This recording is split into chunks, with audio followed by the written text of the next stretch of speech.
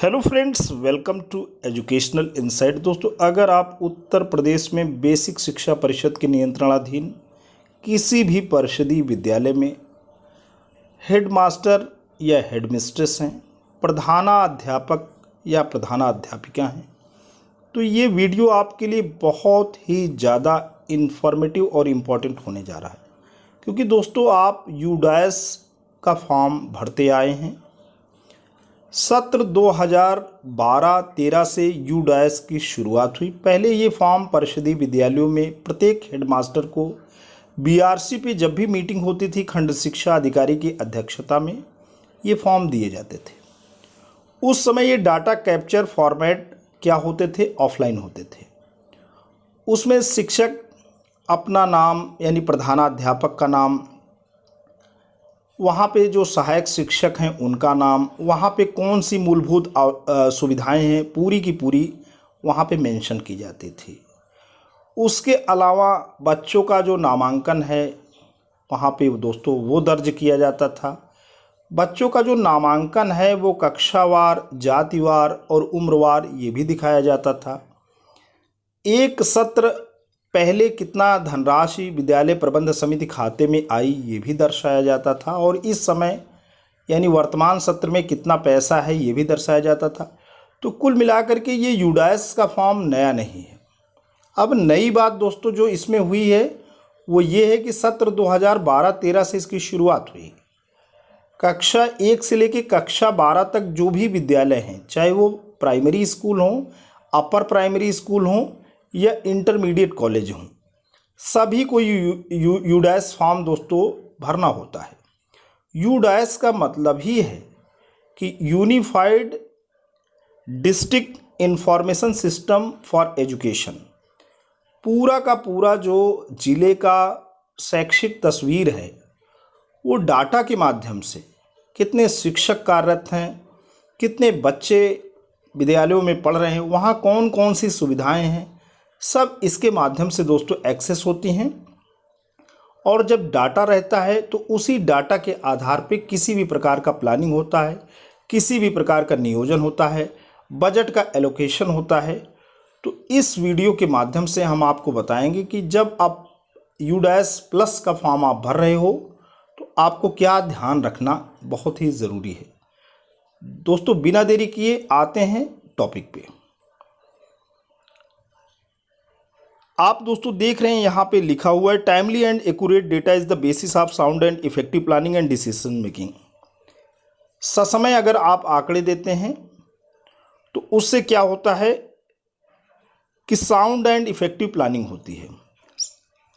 जो भी नियोजन होता है वो साउंड होता है, वो प्रभावशाली होता है, डिसीजन कुछ लिया जा सकता है डाटा के आधार पे। तो ये यूडाइस का जो है ग्राउंड है जो इस पे वर्क कर रहा है। Unified district information system for education ये सत्र 2012-13 से शुरू हुआ, जैसे कि अभी मैं आपको बता रहा था। ये एलिमेंट्री से सेकेंडरी एजुकेशन सब से डाटा दोस्तों लिया जाता है। और ये जो इस समय जो रूप है, जो भी हम आपके सामने बात कर रहे थे कि करेंटली दोस्तों ये जो रूप आया हुआ है, UDISE plus is an updated and improved version of UDISE. The entire system is now online and has been collecting data in real time since 2018-19। अब ये यूडाइस प्लस क्या है? यूडाइस का ही अपडेटेड और इम्प्रूव वर्जन है।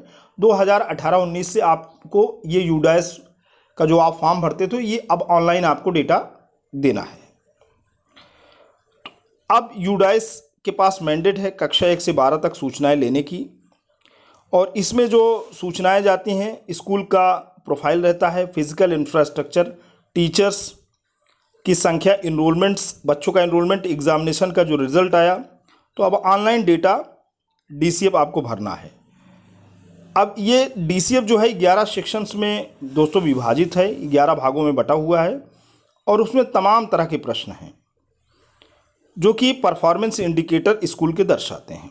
अब UDISE plus का जब भी आप डाटा भर रहे हो तो ये बात दोस्तों आपको ध्यान रखनी है। यदि आपने अपना मोबाइल नंबर बदला है तो लॉगिन आईडी और पासवर्ड के लिए आप ब्लॉक MIS से कंप्यूटर ऑपरेटर से दोस्तों संपर्क करें। दूसरी बात, कार्य दिवस कितने रहे, वर्किंग आवर्स कितने रहे, प्रपत्र में संचालित हुए 210 दिन आपको दिखाना है, तो भी आप एक बार जरूर ब्लॉक MIS से कंप्यूटर ऑपरेटर से दोस्तों संपर्क कर लें। विद्यालय में समय कितना? विद्यालय में समय 6 घंटे बच्चों के लिए और 6.5 घंटे शिक्षकों के लिए आपको फिल करना है। जब भी नामांकन आप दिखाएंगे सत्र 2020-21 का, तो उसको आप जातिवार, कक्षावार के साथ उम्रवार भी प्रदर्शित करेंगे। प्रपत्र फिल करते समय जहां भी पिछले सत्र का डाटा मांगा जा रहा है, यानी 2020-21 का डाटा जब आप भर रहे होते हैं तो पिछले सत्र का डाटा मांगा जा रहा है, 2019-20 का सत्र का भी डाटा आप फिल करेंगे। टीचर्स डिटेल आप जब भर रहे हैं तो टीचर्स डिटेल में जो नए टीचर आए हैं, टीचर्स संख्या में उनको जोड़ेंगे, उसके साथ ऐड टीचर करेंगे, ऑप्शन पर जाएंगे और नए टीचर का डाटा भी आप फिल कर देंगे।